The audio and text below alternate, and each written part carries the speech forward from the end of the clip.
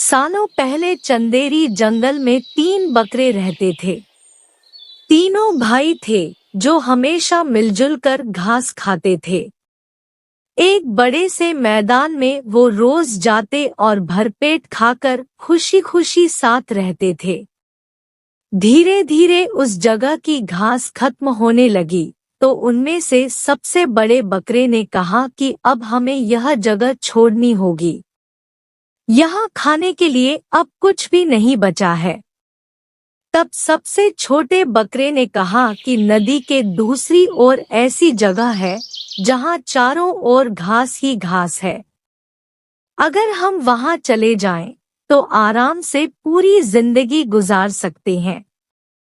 तभी बीच वाला बकरा बोला कि बात तो सही है, लेकिन हम नदी पार नहीं कर पाएंगे।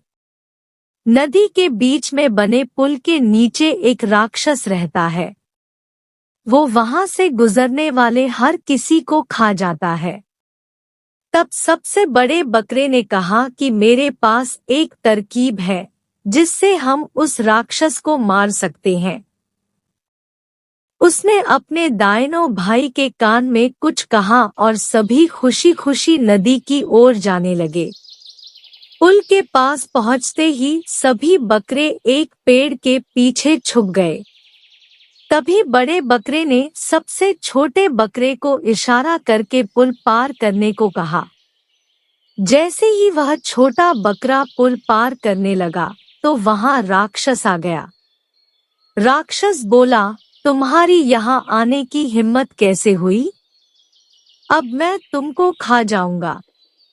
तभी बकरा कहता है कि राक्षस महाराज, मैं तो बहुत छोटा हूँ, मुझे खाने से आपका पेट भी नहीं भर पाएगा।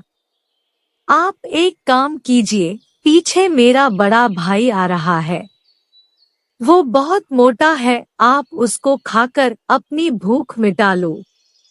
राक्षस को छोटे बकरे के मुंह से महाराज शब्द सुनकर अच्छा लगा।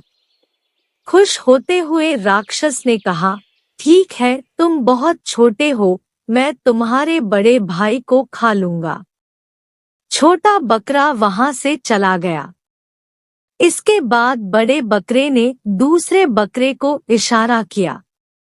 फिर वो भी पेड़ के पीछे से निकलकर पुल पार करने लगा। वहां राक्षस पहले से ही उसका इंतजार कर रहा था। बकरे को देखकर राक्षस खुश हुआ और उससे कहा कि मैं तुमको खा जाऊंगा। तभी बकरे ने घबराकर कहा, हे राजाधिराज, मुझे खाकर आपको क्या मिलेगा? मैं तो आपके नाश्ते के बराबर भी नहीं हूँ। आप थोड़ा और इंतजार करें तो आपको ऐसी दावत मिलेगी कि आप कभी नहीं भूले। राक्षस ने उसकी बात सुनकर पूछा, कैसे?